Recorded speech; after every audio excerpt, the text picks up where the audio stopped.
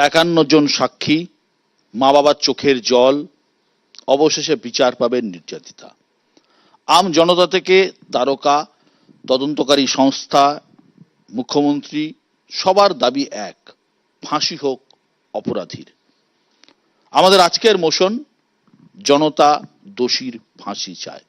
আমরা একটা সার্ভে করেছিলাম, আমরা রাজ্যের বিভিন্ন জায়গায় আমরা জনমত সংগ্রহ করেছিলাম।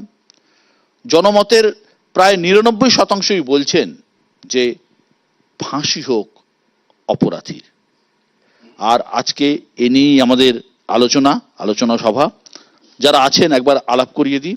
একদম ডান দিকে রয়েছেন সুমন ভট্টাচার্য, রাজনৈতিক বিশ্লেষক। পাশে রয়েছেন অনির্বাণ গুহঠাকুরতা, বিশিষ্ট আইনজীবী।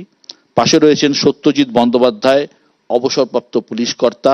এবং আমার ডান দিকে রয়েছেন অনিকেত মাহাতো, আন্দোলনকারী চিকিৎসক। আমার একদম বাঁ দিকে রয়েছেন চয়ন ভট্টাচার্য, সিপিআইএম এর পক্ষে। পাশে রয়েছেন প্রণয় রায়, বিজেপির পক্ষে। এবং আমার পাশে রয়েছেন ডক্টর শশী পাঁজা, তৃণমূল কংগ্রেসের পক্ষে। কি হতে চলেছে আগামী 18 তারিখ, কি হবে আগামী 18 তারিখ, সেটা তো কোর্ট ঠিক করবে, কোর্ট রায় দেবে। কোর্টের উপর আমাদের প্রত্যেকেরই ভরসা আছে, কোর্টের বিষয়। কিন্তু জনমত তৈরি হচ্ছে, জনমতের দাবি যে চরম শাস্তি হোক অপরাধীর। অনিকেত, তোমরা নিশ্চয়ই খুশি। আমরা ঠিক কোন জায়গায় দাঁড়িয়ে আছি সেটা যদি দেখি এবং আপনার মোশনকে যদি ঠিক সেইভাবে রাখতে হয়, তাহলে যে জায়গাটা দেখা যাচ্ছে সেটা হচ্ছে যে কলকাতা পুলিশ শুরুতে তদন্ত করে, যাবতীয় তদন্তের পর হাইকোর্টের নির্দেশে সিবিআই ইনভেস্টিগেশন শুরু হয়, সুপ্রিম কোর্ট সুমোটো নেয় 48 ঘন্টার মধ্যে সিবিআই ইনভেস্টিগেশন শুরু হয়। 48 না 14 তারিখ খুব সম্ভবত, 14ই আগস্ট খুব সম্ভবত। তাহলে তারপর সুপ্রিম কোর্ট সুমোটো নেয়, ফলে কোর্ট মনিটর একটা সিবিআই ইনভেস্টিগেশনের ধাঁচা আমরা দেখতে পাই। তদন্তের গতি প্রকৃতি এগোতে থাকে। প্রাইমারি চার্জশিট সিবিআই দেয়। প্রাইমারি চার্জশিটের দিকে যদি একটু চোখ বুলিয়ে যায়, এবং ওই সময় আমাদের যে দাবি ছিল, পরিষ্কার সুস্পষ্টভাবে জুনিয়র ডাক্তারদের দাবি ছিল যে এই ঘটনায় কতজন অভিযুক্ত, এক না একাধিক, ঘটনার মোটিভ কি, কেন এই ধরনের ঘটনা একটা মেডিকেল কলেজের রেস্ট রুমের ভিতরে বা সেমিনার রুমে রেস্ট নিতে গিয়েছিলেন, সেই হিসেবে রেস্ট রুম বলছি, যদি ঘটনা ঘটে থাকে তাহলে এই ধরনের ঘটনা কেন ঘটলো। তাহলে এই উদ্দেশ্য যদি আমরা জানতে না পারি, যদি মোটিভ না জানতে পারি, তাহলে কেন এই ঘটনা হলো আমরা বুঝতে পারবো না। সেই জন্যই আমরা বলেছিলাম এক না একাধিক, কতজন ব্যক্তি জড়িত। কারণ চেস্ট মেডিসিনের যে ভৌগোলিক পরিবেশ, যে জায়গায় ডেড বডিটা পাওয়া যায়, আমি একজন চিকিৎসক হিসেবে আরজিকর মেডিকেল কলেজের আমি মনে করি যদি একজন যদি অ্যাট প্রেজেন্ট যারা অভিযুক্ত সেই হিসেবে সঞ্জয় রায় যদি একুজড হয়, তাহলে একজন ব্যক্তির পক্ষে ওই জায়গায় গিয়ে এইরকম রেপ এবং মার্ডারের মতন ঘটনা ঘটানো সম্ভব নয় বলে আমি মনে করি, এবং আমরাও মনে করি। তাহলে শুধু আমরা মনে করেছিলাম তা তো নয়, সাম্প্রতিককালে যে ফরেন্সিকের রিপোর্ট, সিএসএফএল এর রিপোর্ট, সেই সিএসএফএল এর রিপোর্টও তাই সেই পক্ষের কথাই বলছে। তাহলে যদি একজন একুজড হয় সঞ্জয় রায়, আপনার যা মোশন সেই জায়গা থেকে যদি বলতে হয়, তাহলে প্রাইমারি চার্জশিটে সিবিআই যে ইনভেস্টিগেশন টেম্পারিং, ইনভেস্টিগেশনকে হাসাপ করা, ইনভেস্টিগেশন ডিস্ট্রাকশনের যে কথা বলেছে, তাহলে কি শুধুমাত্র এই সঞ্জয় রায়কে আড়াল করার জন্য টালা থানার ওসি এবং এক্স প্রিন্সিপাল সন্দীপ ঘোষকে অ্যারেস্ট করেছিল সিবিআই? এ কথা আপনারা বিশ্বাস করতে বলেন? যদি এ কথা বিশ্বাস করতে নাও চাই, তাহলে মোটিভ কি ছিল বলুন? কেন সঞ্জয় রায় একজন ব্যক্তি যে হসপিটালের তার কোনো অংশে তার সম্পর্ক নেই, সে এই ধরনের একটা রেপ এবং মার্ডারের মতন ঘটনা ঘটলো? যদি একাধিক হয় তাহলে মোটিভ কি? যদি একাধিক হয়, দেশের সর্বোচ্চ তদন্তকারী সংস্থা এই তদন্ত করছে, দেশের সর্বোচ্চ কোর্ট সুপ্রিম কোর্ট এই মনিটর করছে, তারপরেও যদি রেপ এবং মার্ডারের মতন ঘটনাতে ক্রিমিনালরা বাইরে ঘুরে বেড়ায়, তাহলে কি রকম বিচার? তার মানে অনিকেত কথা পরিষ্কার। 31 সেকেন্ডের মধ্যে শেষ করে দেবো দাদা। তাহলে প্রশ্ন এটাই, এক না একাধিক, মোটিভ কি ছিল, এভিডেন্স টেম্পার, ইনভেস্টিগেশন হাসাপ এবং ডিস্ট্রাকশন যদি হয়ে থাকে, তাহলে কাকে আটকানোর জন্য এই জায়গা হয়েছিল? এই জায়গা, এই সামগ্রিক চিত্র যদি উঠে আসে, আমরা মনে করি ন্যায় বিচারের পথে আমরা এগোতে পারছি। একদম অনিকেতের বক্তব্য থেকে যা বুঝতে পারছি যে প্রথম কথা, রেপ অ্যান্ড মার্ডার সেটা তো গোটা বিষয়টা তদন্ত করছে সিবিআই এবং 5 মাস তারা তদন্ত করেছে। অনিকেতের বক্তব্য যে অপরাধী এক বা একাধিক, সেটাই এখন ওদের কাছে পরিষ্কার নয় এবং সেটাও এখনো ক্লিয়ার নয়। সত্যজিৎ বন্দ্যোপাধ্যায়, সত্যজিৎ দা, আপনি একজন দীর্ঘদিনের পুলিশ অফিসার, এই ধরনের তদন্ত প্রচুর করেছেন। অপরাধের পরের দিনই পুলিশ অ্যারেস্ট করেছিল সঞ্জয় রায়কে। পরবর্তীকালে আমরা দেখেছি ঘটনাপ্রবাহ গড়িয়েছে, আমি অন্যদিকে যাচ্ছি না, সিবিআইও ঠিক একই লাইনে গেছে, হয়তো অন্য কিছু ক্ষেত্রে আরো কিছু অ্যারেস্ট করেছে, কিন্তু এই অপরাধের ক্ষেত্রে কিন্তু সঞ্জয় রায়ের বাইরে আর কাউকে পাওয়া গেছে বলে মনে হচ্ছে না। এই অপরাধের ক্ষেত্রে, রেপ অ্যান্ড মার্ডারের ক্ষেত্রে আপনি কি মনে করেন যে তদন্ত কোনো ভুল হয়েছে বা ঠিকঠাক পথে এগোয়নি, বা যেটা অনিকেত বললো? দেখুন, অনিকেত কথা বলেছে, আমি আমার কথা বলছি। আমি নিজস্বভাবে এই টোটাল এই কেসটাতে হয়তো অনেকবার আমাকে নানা জায়গায় আসতে হয়েছে, বলতে হয়েছে, ঘুরতে হয়েছে। এটুকু আমি বুঝতে পেরেছি যে এই যে এত বড় একটা নারকীয় কাণ্ড, সরকারি হাসপাতালে একজন সরকারি ডাক্তার খুন হয়ে গেলেন, মহিলা ডাক্তার, এবং ধর্ষিত হয়ে গেলেন, এইটা কেন করা হলো এর মোটিভটা কিন্তু এখন পর্যন্ত ভারতবর্ষের জনগণ জানে না। আমরাও জানি না, কলকাতা পুলিশও জানে না, এবং কেউ জানে না যে এর মোটিভটা কি ছিল, এই কেন এই মহিলাকে মারা হলো। সে কিন্তু, এবং সে মারা হলো হাসপাতালের ভিতরে, এটা একটা বড় ব্যাপার। কিছু তো ডিসঅ্যাপিয়ারেন্স অফ দ্য এভিডেন্স ছিলই, কিন্তু আলটিমেটলি যে এভিডেন্স গুলো সিবিআই পেয়েছে তাতে কিন্তু একটা প্রমাণিত হয়েছে যে সঞ্জয় রায় প্রাইমা ফেসি প্রুভড হয়েছে, এবং প্রাইমা ফেসি প্রুভড হয়েছে বলেই তার সাজা ঘোষণার দিন 18 তারিখে ডিক্লেয়ার করা হবে, 18ই জানুয়ারি। তবে এই কেসটাতে অনেকগুলো দিক আছে। একটা কথা বলি, কোন কেসে দেখেছেন বিশ্ব যে কলকাতার পুলিশ কমিশনারকে বদলি হয়ে যেতে হলো, গোটা পশ্চিমবঙ্গ কলকাতা রাত জেগে কাটালো 14ই আগস্ট। অপরাজিতা বিলের মতন বিল আমাদের মাননীয় মুখ্যমন্ত্রী বিধানসভায় নিয়ে এলেন, এবং কতগুলো দিক এই মার্ডার কেসে চলে এসছে।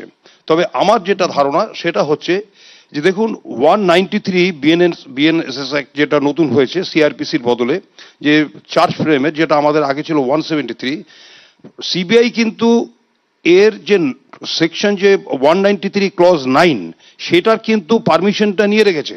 অর্থাৎ 193 সেকশন যে সাবক্লজ যে 9 সেটাতে স্পেসিফিক করা আছে যে আমি এটাতে চার্জশিট দিলাম, সাপ্লিমেন্টারি চার্জশিট, তাদের এগেনস্টে কিন্তু তারা দ্রুত এগোচ্ছে এবং দ্রুত চার্জশিটের জন্য এগোচ্ছে। একটা কথা বলি, এই যে আমেরিকান সেন্টার যে কেসটা হয়েছিল না কলকাতার পুলিশের বুকে, আমেরিকান সেন্টারেও কিন্তু আমরা প্রথম চার্জশিট দিয়েছিলাম, কিন্তু তারপরে আবার ফার্দার চার্জশিট দেওয়া হয়েছে করে তাদেরকে প্রত্যেকের জন্য সাজাপ্রাপ্ত হয়েছে, এবং সুপ্রিম কোর্ট পর্যন্ত আপিল করা আছে এই পর্যন্ত। তো সুতরাং এই প্রসিডিওর আছে ভারতবর্ষের আইনে, এবং সেটাই কিন্তু সিবিআই এগোচ্ছে। একদম। অনির্বাণের কাছে আমি আসবো। অনির্বাণ, এবার তো আইনের বিষয়, আমি তো তদন্তের পাটে কি হয়েছে না হয়েছে সে তো সবাই জানে। আইনের জায়গা থেকে সাধারণ মানুষ চাইছেন সর্বোচ্চ শাস্তি, সাধারণ মানুষের একটা পারসেপশন, পাবলিকের ডিমান্ড, মানুষের চাহিদা, এবং এটা একটা বিচার ব্যবস্থার উপর চাপও কিছুটা হয়তো তৈরি করে যে এইরকম ক্ষেত্রে কি হতে চলেছে। দাদা, প্রথমেই বলি যে সিবিআই কে আমরা এত ডিফেন্সিভ মোডে দেখছি কেন? সিবিআই তো আশা ভরসা সিবিআই থেকে আমাদের অনেক বেশি, তাই না? ভারতবর্ষের সুপ্রিম এজেন্সি, তাই জন্য অনিকেত রায় এবং অনিকেতের মতন ওই নির্যাতিতার বাবা মা তারা সিবিআই তদন্ত চেয়েছিলেন। আমার প্রশ্ন, সবার আপনারা যা যা প্রশ্ন করেছেন তবে সবার আগে আপনারা বুকে হাত রেখে বলুন তো, ওনাদের আশা পূরণ হয়েছে? একদম। এবং যদি আজকে ওনাদের আশা পূরণ হয়, ওনারা যেহেতু তখন সিবিআই তদন্ত চেয়েছিলেন, এবং আমিও মহামান্য কলকাতা হাইকোর্টকে দিনের দিন এবং ওইখানে দাঁড়িয়ে, মানে কোর্টরুমের ভেতরে কেস ডায়েরি বদল এই প্রথম দেখেছি। মানে কেস ডায়েরির হাত বদল হয়েছে। কয়েকদিন আগে, মানে দুদিন আগে সম্ভবত, নির্যাতিতার মা বলেছেন যে আমরা তো সিবিআই এর উপর ভরসা রেখেছিলাম, এ তো মানে পুলিশ যা করলো, মানে পুলিশের উপর ভরসা রাখলে আরো বেশি ভালো হতো। আমি এর সাথে আপনাকে কিছু, আমি একদম ডেটা অ্যানালিসিস করেছি এর বিষয়ে, শুধু এই বিষয়টাই না, সিবিআই এর বিষয়ে, কারণ আমাকে প্রচুর মামলা সিবিআই এর মামলার ডিফেন্ড করতে হচ্ছে। আমরা দেখেছি যে সিবিআই প্রচুর নথি জোগাড় করেন, 3000 4000 পাতার নথি জোগাড় করেন, প্রচুর মানুষকে বন্দি বানান, কিন্তু আলটিমেটলি তারা ট্রায়ালের দিকে এগোতে চান না। কেন জানেন? কোট আনকোট আমি বলছি, এটা আদালতের কথা, অনারেবল সুপ্রিম কোর্ট জামিন দিচ্ছেন এই বলে যে সিবিআই বা যেগুলো কেন্দ্রীয় সংস্থা তারা প্রচুর নথি জোগাড় করছেন, কিন্তু সেটা করতে, প্রমাণ করতে বছরের পর বছর একটা মানুষকে জেলে থাকতে হবে। সেটা হতে পারে না, আর্টিকেল 21 বলে একটা জিনিস আছে। তো সিবিআই, আমি ওই আবার প্রশ্নে ফিরে যাই যে সিবিআই এর প্রতি যে আশা ওনারা নিয়েছিলেন, এবং ওই নির্যাতিতার বাবা মা নিয়েছিলেন, তার সাথে সারা পশ্চিমবাংলার মানুষ বুকে বল বেঁধেছিলেন যে সিবিআই এসে হয়তো নতুন কিছু করবেন। ওনারা ভেবেছিলেন, নিশ্চয়ই ভাবাটা স্বাভাবিক, আমি ওনাদের সাথে সমব্যথী, যে ওনারা তখন সেই মুহূর্তে বেশ কিছু সন্দেহের মেঘ ভিড় করেছিল ওনাদের সামনে। তো সেই সন্দেহের মেঘ সরানোর দায়িত্ব ওনারা সিবিআইকে দিয়েছিলেন, ওনারা দেননি, ওনারা আদালতের কাছে চেয়েছিলেন, মহামান্য আদালত দিয়েছিলেন। কোনো সন্দেহ তলাতে পেরেছেন? আপনি বলুন তো, কলকাতা পুলিশ যা করেছে, আজকে তো আমরা দেখতে পাচ্ছি কলকাতা পুলিশ যা তদন্ত করেছেন সেটাই ঠিক। তাহলে সিবিআই ওনাদের প্রশ্নের কি উত্তর দিতে পারলেন আজ অব্দি? এবার কোন দিকে যাচ্ছে, কি হতে যাচ্ছে রায়, এবার কি? দাদা, আমি সত্যজিৎদাকে অত্যন্ত সম্মান করি, ওনার কথার সাথে কলকাতা পুলিশের একটি তদন্তের কথা বললেন, আমেরিকা সেন্টার হত্যা মামলা, যেটা সুপ্রিম কোর্ট অব্দি কলকাতা পুলিশ জিতেছেন। কলকাতা পুলিশ যা তদন্ত করেছেন সেটাতে যথার্থতা দিয়েছেন সুপ্রিম কোর্টও। তো সেই মামলাতে এই যে ফার্দার ইনভেস্টিগেশন এবং সাপ্লিমেন্টারি চার্জশিটের কথা বললেন, সেটা সম্পূর্ণটাই হয়েছিল কিন্তু প্রথম চার্জশিটের ট্রায়াল চলাকালীন। ট্রায়াল শেষ হয়ে যাওয়ার পরে হয়নি, ওটা হতে পারে না, ওটা আইনে নেই। আজকে লোককে বোকা বানানো হচ্ছে, সিবিআই বারবার এই বোকা বানাচ্ছে। প্রণয়দা, আপনারা তো কেন্দ্রে আছেন, আপনার আচ্ছা, আমি কিন্তু আইনের ছাত্র হিসেবে এই কথাগুলো বললাম, আমি কোনো রাজনৈতিক দলে না না belong করি একদমই তাই। প্রথম তো হচ্ছে আমি সিবিআই এর মুখপাত্র নই, অন্য সবার আবেগের সাথে আমারও এখানে আবেগ জড়িত আছে। এবং আরেকটা বিষয় আপনাদের জানাতে চাই, ভোট পরবর্তী হিংসায় আমাদের কর্মী কাকরগাছিতে অভিজিৎ যে হত্যা হয়েছিল, কয়েকদিন আগে তার ভাই দাদা বিশ্বজিৎ সেও এরকমই অভিযোগ তুলেছে। সেই জন্য সিবিআই সম্পর্কে যা যা বলা হচ্ছে আমি ওইদিকে যাবই না। মেন যে বিষয়টা হচ্ছে, অনেকের যে প্রশ্নটা করেছে এক না একাধিক, এখন যে জায়গাটায় দাঁড়িয়ে আছে, দেখুন আমার যেটা মনে হয় এই এক না একাধিক এই উত্তর দুজন দিতে পারে। এক পশ্চিমবঙ্গের মুখ্যমন্ত্রী, পুলিশ মন্ত্রী, আর আরেকজন সুপ্রিম কোর্টের প্রধান বিচারপতি। কেন এই কথা বলছি? যে ঘটনাটি ঘটার সাথে সাথে 5 দিন ওপর পুলিশ এখানে তদন্ত করেছে, এবং যখন পুলিশ তদন্ত করছিল মুখ্যমন্ত্রী নিজেই বলেছেন উনি কলকাতার বাইরে ছিলেন, প্রত্যেক মুহূর্ত তিনি এখানকার পুলিশ কমিশনের সাথে যোগাযোগ রাখছিলেন। এবং তারপরে একদিন পরেই যখন সঞ্জয় রায় অ্যারেস্ট হলো, মুখ্যমন্ত্রী প্রকাশ্যেই ঘোষণা করেছেন মেন অ্যাকিউজ ধরা পড়ে গেছে। তো মুখ্যমন্ত্রী তদন্ত করার আগেই যখন এইটা বলেছেন, এবং তারপরে এখন অবধি যেটা সিবিআইও করেছে, তো মুখ্যমন্ত্রীর কাছে কোনো এভিডেন্স ছিল, সিসিটিভির ফুটেজ তিনি দেখেছেন, আরও কিছু দেখেছেন, যার জন্য তিনি বলেছিলেন এখন অবধি সিবিআই যেটা বলছে। কিন্তু যেটা হচ্ছে পুলিশ যেটা করেছিল আর সিবিআই তাতে এক্সট্রা কি করলো, আমি যেটা সংবাদ মাধ্যমে যেটা দেখতে পাচ্ছি, মূলত 3টে কেস চলছে এখানে। একটা হচ্ছে দুর্নীতি কেস, যে দুর্নীতি কেসে সন্দীপ ঘোষ এবং টালা থানার প্রাক্তন ওসি অ্যারেস্ট আছে। আরেকটা হচ্ছে তথ্য প্রমাণ লোপাট, এখানে ওই দুজন আছে। আরেকটা হচ্ছে রেপ অ্যান্ড মার্ডার। এখন এই যে সন্দীপ ঘোষের প্রাইস পোস্টিং দিয়েছিলেন এই মুখ্যমন্ত্রী। সন্দীপ ঘোষ নিজে রেজিগনেশন দিয়েছিলেন, কিন্তু তারপরেই তাকে প্রাইস পোস্টিং দিয়ে অন্য জায়গায় পাঠিয়েছেন। পশ্চিমবঙ্গ পুলিশ বা যারা তদন্ত করছেন তারা সন্দীপ ঘোষকে ডাকেননি। একটা ইনস্টিটিউটে যেখানে এত বড় একটা ঘটনা ঘটলো, কি ঘটেছিল সেটা জানার জন্য পশ্চিমবঙ্গ পুলিশ ডাকেওনি, কিন্তু তাকে অ্যারেস্ট করেছে কিন্তু তথ্য প্রমাণ লোপাটে এবং দুর্নীতির কেসে সিবিআই করেছে। এবং তারপরে যেহেতু তারা বলেছে ফাইনাল চার্জশিট দেবে বা সাপ্লিমেন্টারি চার্জশিট দেবে, কি দেবে আমাদের অপেক্ষা করতে হবে। সাপ্লিমেন্টারি চার্জশিট কি হবে না হবে সে তো আইনের পরিভাষা।